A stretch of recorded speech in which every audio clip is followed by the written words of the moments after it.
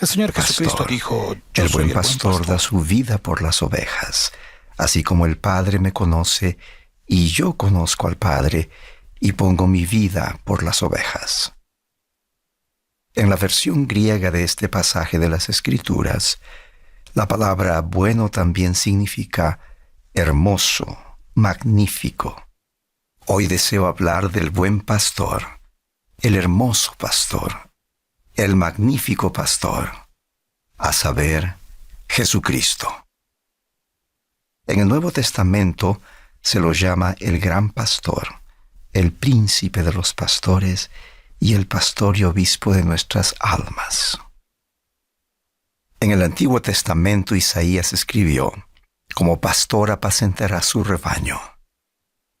En el Libro de Mormón se lo llama el buen pastor y el gran y verdadero pastor. En Doctrina y Convenios él declara, por tanto, estoy en medio de vosotros y soy el buen pastor.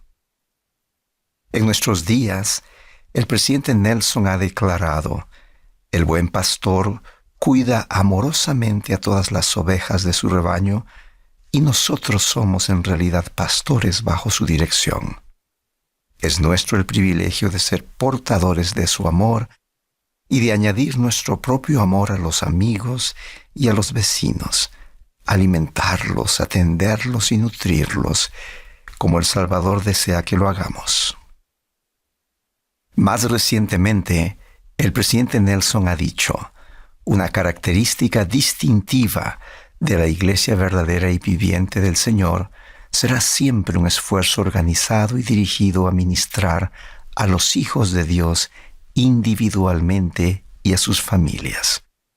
Puesto que esta es su Iglesia, nosotros como sus siervos hemos de ministrar a la persona en particular tal como Él lo hizo. Ministraremos en su nombre, con su poder y autoridad, y con su amorosa bondad. Cuando los fariseos y los escribas murmuraban contra el Señor, diciendo, «Este a los pecadores recibe y con ellos come», Él respondió presentando 3 hermosos relatos que hemos llegado a conocer como la parábola de la oveja perdida, la parábola de la moneda perdida y la parábola del hijo pródigo. Es interesante notar que cuando Lucas, el autor de ese evangelio, presenta los 3 relatos, utiliza la palabra parábola en singular, no en plural. Al parecer, el Señor está enseñando una lección única con 3 relatos, relatos que presentan números diferentes, 100 ovejas, 10 monedas y 2 hijos. Sin embargo, el número fundamental de cada uno de estos relatos es el número 1. Una lección que podemos aprender de este número es que ustedes podrían ser, bajo la dirección del Señor, un pastor de 100 élderes y futuros élderes en su quórum de élderes, o una asesora de 10 mujeres jóvenes, o un maestro de 2 niños de la primaria. Pero siempre, siempre ministrándolos, cuidándolos y amándolos uno por uno, individualmente. Nunca dicen, «¡Qué oveja tan insensata!» o «Después de todo, en realidad no necesito esa moneda», o «¡Qué rebelde es ese hijo!». Si ustedes y yo tenemos en nosotros el amor puro de Cristo, al igual que el hombre del relato de la oveja perdida, dejaremos las 99 e iremos tras la que se perdió, hasta que la hallemos. O bien, como la mujer del relato de la moneda perdida, encenderemos una lámpara y barreremos la casa y buscaremos con diligencia, hasta hallarla. Si tenemos en nosotros el amor puro de Cristo, seguiremos el ejemplo del Padre en el relato del Hijo pródigo, quien, cuando el Hijo aún estaba lejos, lo vio y fue movido a misericordia, y corrió y se echó sobre su cuello y le besó. ¿Podemos percibir la urgencia en el corazón del hombre que perdió solamente una oveja? ¿O la urgencia en el corazón de la mujer que perdió solamente una moneda?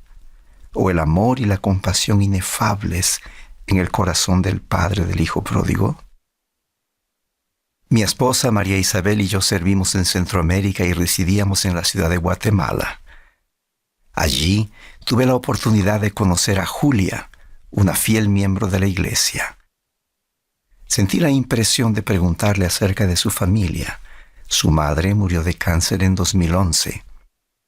Su padre había sido un líder fiel en la estaca, prestando servicio como obispo y como consejero del presidente de estaca durante varios años. Había sido un verdadero pastor bajo la dirección del Señor. Julia me habló de los esfuerzos incansables de su padre por visitar, ministrar y servir. Ciertamente, él se regocijaba al alimentar y cuidar a las preciadas ovejas del Señor.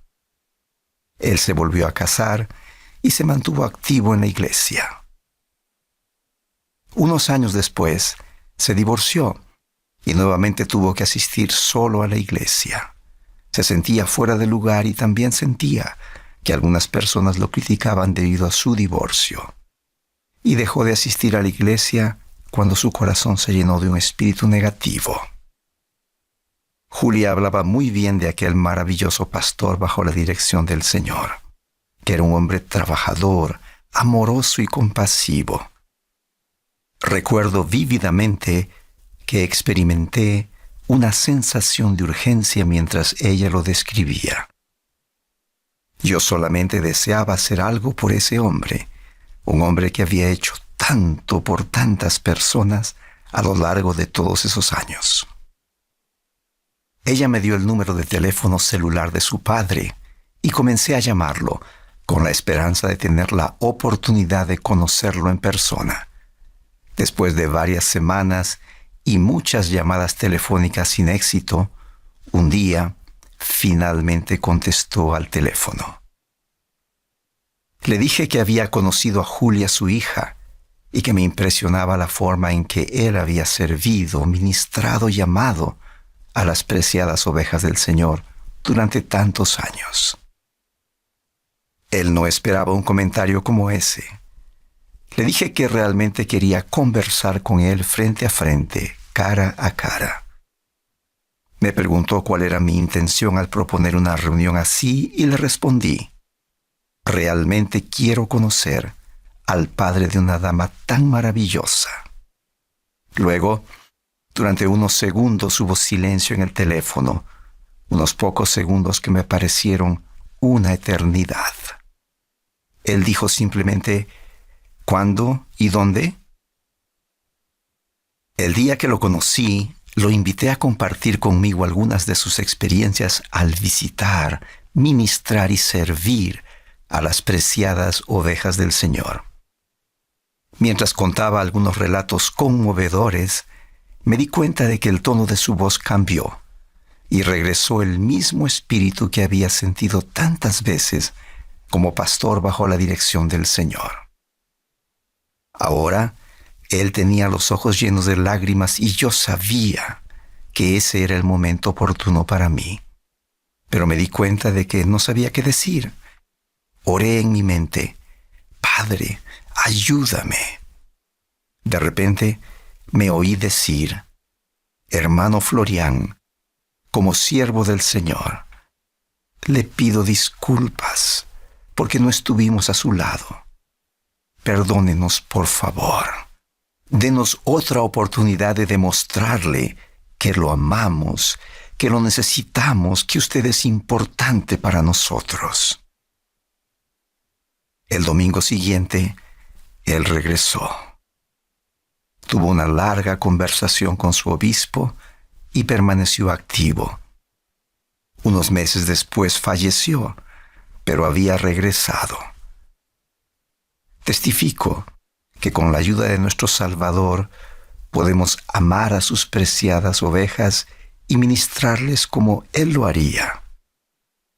En el nombre del buen pastor, el hermoso pastor, el magnífico pastor, a saber, el Señor Jesucristo. Amén.